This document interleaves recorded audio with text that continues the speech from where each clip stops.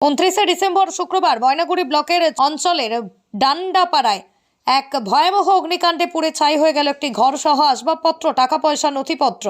ঘটনার বিবরণে জানা যায় যে শুক্রবার সকালেই বাড়ির একটি বাচ্চাকে ঠাকুমার জন্য জল গরম করতে বললে ওই বাচ্চাটি পাটকাঠিতে আগুন নিয়ে উনুনে ধরাতে গেলে পাশে থাকা আবর্জনার মধ্যে আগুন ধরে বাড়ির ঘরে আগুন ছড়িয়ে পড়ে। এমতো অবস্থায় ময়নাগুড়ি দমকল কেন্দ্রের খবর দিলে দমকল কেন্দ্রের একটি ইঞ্জিন গিয়ে প্রায় ঘণ্টাখানেকের চেষ্টায় আগুন নিয়ন্ত্রণে আনে। ঘটনার খবর পেয়ে ময়নাগুড়ি থানার পুলিশ পৌঁছয় ঘটনাস্থলে। ঘটনায় এলাকায় উত্তেজনা ছড়ায়। বাড়ির মালিক কালীচরণ রায় বলেন, আজকে তার বাবার ঘাট ছিল, আগামীকাল ছিল তার বাবার শ্রাদ্ধ অনুষ্ঠান, কিন্তু অনুষ্ঠানের জন্য যা টাকা পয়সা অন্যান্য জিনিস রাখা ছিল সবই পুড়ে গেছে, এমনটাই জানাচ্ছেন। কালকে আমার বাবার বছর কি, আজকে আমি বছরের বাড়ি সবকিছু চেষ্টা করছি, আজকে আমার এই মতন একটা বিপদ হয়ে গেল বাড়িতে। যখন আগুনটা লাগলো আপনি ছিলেন বাড়িতে? আমি বাড়িতে ছিলাম, কিন্তু একাই কি করবো ওইখানটায় তখন। মানে কি করে লাগলো বুঝতে পারলেন না? না, বুঝতেই পারলাম না কিভাবে লাগলো। সিনটার মধ্যে লাগছে আগুন। কি কি ক্ষতি হলো?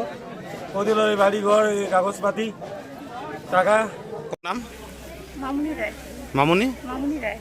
বললাম যে কালকে কি অনুষ্ঠান ছিল?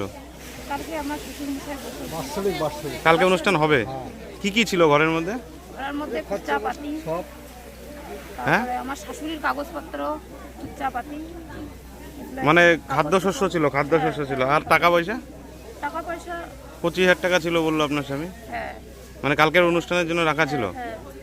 আর জিনিসপত্র কি ছিল, আসবাবপত্র? আসবাবপত্র মানে আর কি এগুলো এনেছিল। চকি টকি ছিল না? হ্যাঁ চকি ছিল। কি কি পুড়ে গেছে? ওগুলো সব পুড়ে গেছে, কিছু কি কি ছিল নাম ধরে কওয়া যায় না। সম্পূর্ণ জিনিস পুড়ে গেছে।